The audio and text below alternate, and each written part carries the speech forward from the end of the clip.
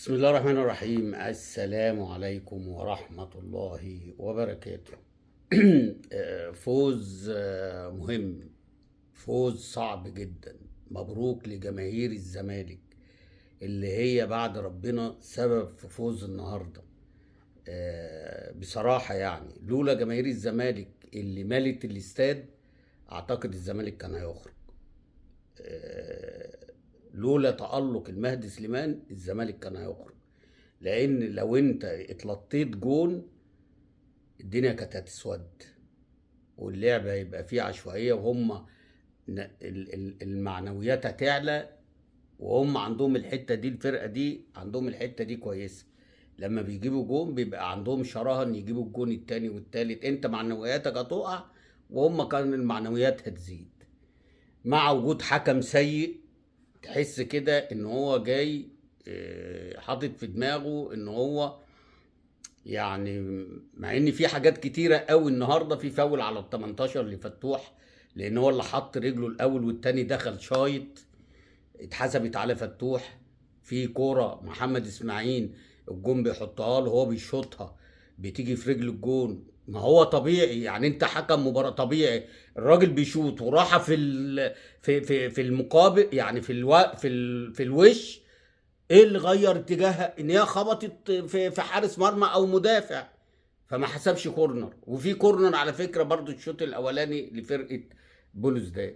فالحكم حتى في فاولات كده ما تعرفش بيديها ازاي. في انذار كان لازم ياخد فيه طرد، اللي هو الراجل اللي ضرب بزيرة لان داخل متعمد بالكوع، ولكن هو عايز يطلع المباراه لبر الامان ما علينا يعني. ده بالنسبه للحكم. تيجي بقى للكابتن معتمد اللي بقول له مبروك، واحنا مضغوطين وزعلانين ومتضايقين لان الفرقه الشوط الاولاني فرقه احنا وهم مش كويسين. مع انك انت اول هام التشكيل انت حطيته غلط في غلط في غلط. ليه؟ لان انت عارف ان انت على حافة الهوية. 1-0 ده، ان انت كسبان هناك 1-0 ده حمل وضغط عليك، مش ما يدكش ميزة. الميزة ان انت لما تطلع 0-0 زي كده هو يصعدك، انما طول المباراة هم لو جابوا جون الدنيا اختلفت تماما.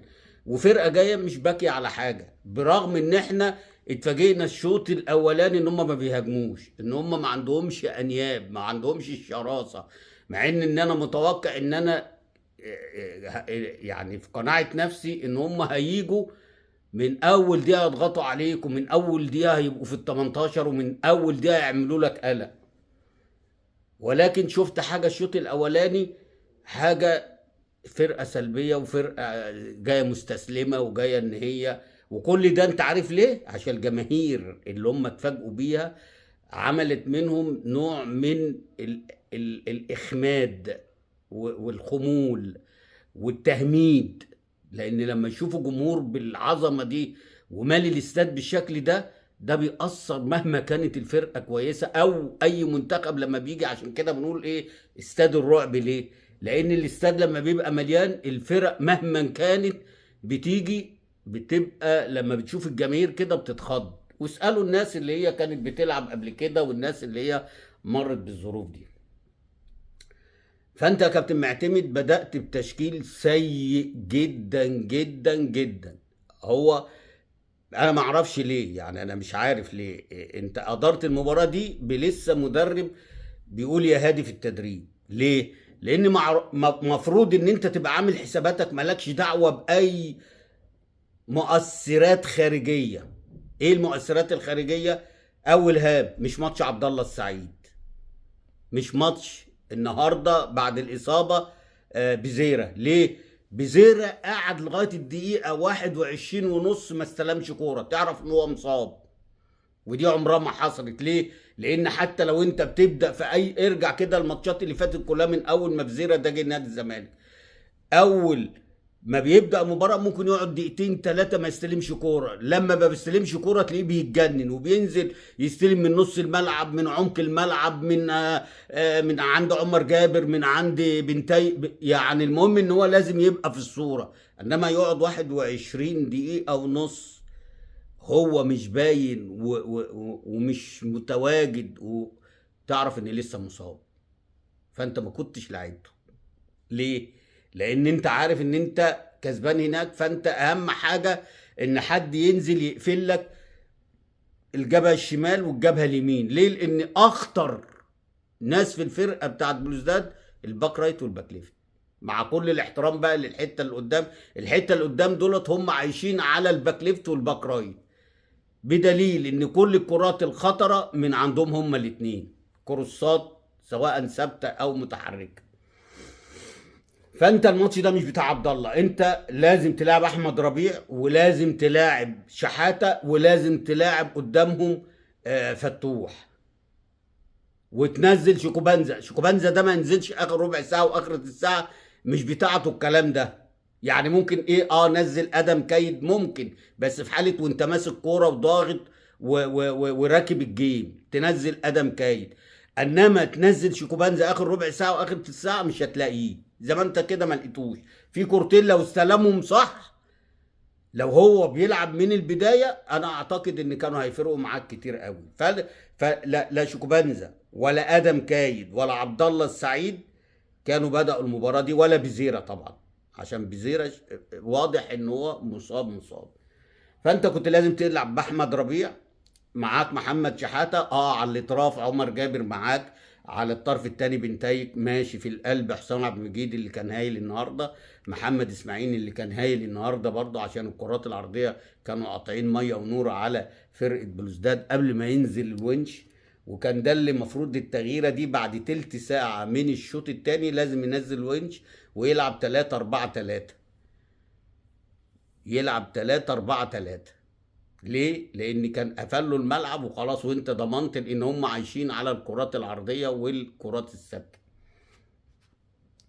فقلت ان عبد الله السعيد يلعب من بدايه المباراه، ده اخطا حاجه. عبد الله السعيد النهارده سلبي، ما فيش الا كوره واحده بس اللي هي طلعت من رجله صح، وارجع للمباراه. انا ما بتجناش عليه، انا بقول لك عبد الله يلعب اخر نص ساعه تلت ساعه. ليه؟ هيقدر يبرمج نفسه، هيقدر يبرمج مجهوده، لان نازل تلت ساعه هتلاقي كورته اعلى من كده واحسن من كده، لان هو كل تفكيره ان هو يجري ال 90 دقيقه عشان يحسسك ان هو في الملعب وبيجري. انما ضغط مفيش، استلام مفيش، الباص مفيش. انا بكلمك بمنتهى الامانه، هي واحده بس، فمعقوله هتلعبه عشان واحده بس؟ لا، انزله اخر ربع ساعه تلت ساعه، استفيد بخبراته احسن ما هو يبقى فاتح لي نص الملعب. هو بيعمل حاجه طبعا، انا من وجهه نظر ان هو بيضحك على الناس اللي هي بتقعد تتفرج تقول لك بص عبد الله السعيد عنده 40 سنه وبيجري في كل حته في الملعب. انت بتضرب نص ملعبك لما انت بتاخد القرار وتروح تجري على المساك او السيرد باك بتاع القسم، فانت بتفضي نص ملعبك. اولا لما بتروح ما بتضغطش عشان تاخدها، انت بتروح عشان الناس تقول لك بص عبد الله السعيد بيجري. ليه؟ لانك لما بتروح تضغط ما بخدتش ولا كوره ولا قطعت ولا كوره، يبقى انا اقف في نص الملعب معلم لغايه ما احنا نقطع الكوره وتجيني، عشان انا ما ضيعش مجهودي على الفاضي. لان لما بضيع مجهودي على الفاضي، لما الكوره بتجيلك حضرتك ما بتعرفش تتصرف فيها، وكبيرك عشان الكوره ما تقطعش تمسكها وتسلمها اللي جنبك. طب انا عملت ايه؟ اذا كنت انت اللي مفروض الالفه بتاعت المعلم بتاع الفرقه، اللي انت مفروض كل الفرقه تمسك كوره وتديها لك. بص النهارده مثلا احمد فتوح، الراجل بيلعب 8، عمل اسيست النهارده لعدي، لازم جون يخلص لك مباراه، جون. واخد بالك؟ سيبك من الكروس اللي اتعمل اللي هو طلع اوفسايد بتاع عدي، انا بكلمك على كوره، حط الكوره كده وعمل كده وقام جاي حاططها لعدي. هو دي الرؤيه، هو ده تلعب عشان حاجه زي كده. انت ما بتعملش الحاجه زي كده، فالمفروض ما تلعبش. ده بالنسبه لعبد الله السعيد. بالنسبه بقى لاحمد ربيع النهارده، انت مفروض يا كابتن معتمد ان انت عارف ان كل المباراه بتاعت النهارده هتقوم على الضغط، على ان انت بتضغط على الخصم عشان تقطع، عشان تروح، عشان ما تعملش خطوره على الديفنس بتاعك والمرمى بتاعك. فلازم كان احمد ربيع يبدا هو وشحاته وتقفل الملعب، كان زي الفل.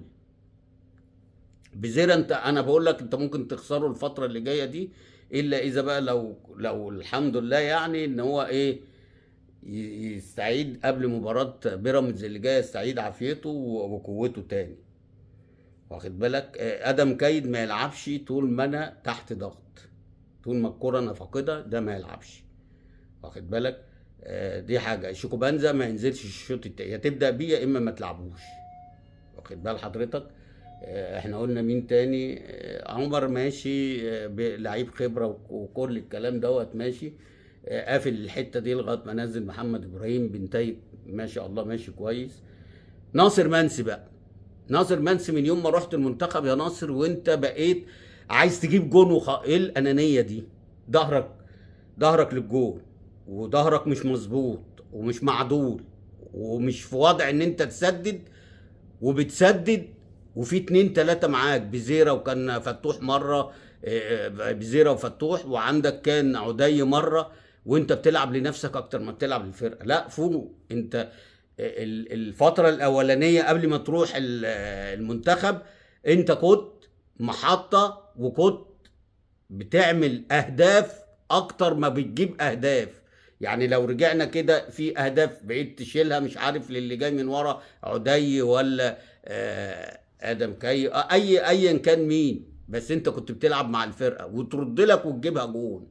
او في ماتش سموحه ان هي بتتلعب وتحط وتقوم جاي حاطط وانت واقف وجسمك كويس ومعدول على الجون. انما الانانيه دي ومش الماتش ده بس، ده الماتش اللي فات والماتش برضه اللي انت جبت فيه جونين، ان انت اللي هو بتاع المصري باين. فانت عايز تجيب جون عشان تقول لحسام حسن يا عم تشيلك من حسام حسن، انت العب مع الفرقه هتوصل لحسام حسن. يعني هتوصل منتخب طالما بتلعب مع الفرقه وقايم بدور اللي انت محطه وبتلاعب الناس واسيست، بتعمل اسيستات للعيبه اللي جايه. جبت جون اهلا وسهلا، ما جبتش يبقى انت ما تضيعش مجهود الفرقه. فالانانيه ارجع لصوابك تاني يا ناصر، ارجع لصوابك. ممكن تفقدك يقول لك ايه، ما هو بيضيع اجوان وما مش عارف ايه فانا مش هاخده، وده سهل جدا ان هو يقول لك كابتن حسام حسن. ففي حاجة تانية برضو النهاردة، طول المباراة الواحد سعيد ومبسوط وفرحان ان في ماتشات الزمالك بنسمع جماهير الزمالك يا جدعان. طول ال90 دقيقة عمالين نسمع جمهور الزمالك، جمهور الزمالك، عشان ما اتقفلش الصوت، ما اتقفلش. هنا الاحتراف بقى بتاع ان انت المخرجين اللي بره ما لهمش دعوة بالكلام ده، انما هنا المخرجين اللي هنا عشان حاجات معينه يقوم جايين قافلين لك الصوت، وفي فرق تانية بيفتحوا لها الصوت ورغم ان هم شويه جماهير قد كده.